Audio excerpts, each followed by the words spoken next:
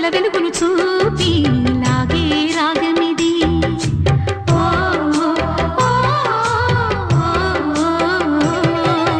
నీలో మమతల మధువుని చూసి నాలో తరగని తహతహ దూకి నీకై తరగల పరుగులు తీసి చేరే వేగమిది.